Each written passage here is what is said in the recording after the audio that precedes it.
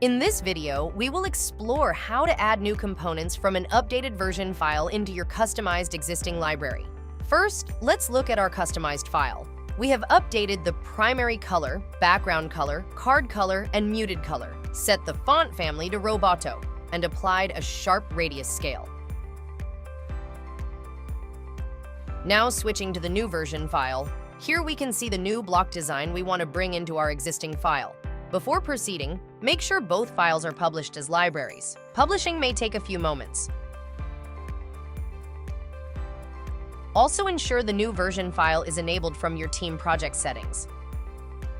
Now copying the component set from the new file. Note, always copy the component set, not an individual component, pasting it into your customized file.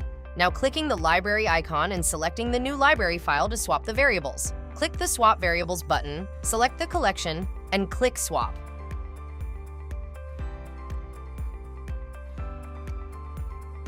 You can also use a Swap Variables plugin to do the same thing even faster. That is it. The new component now uses your existing custom variables and fits perfectly into your design system.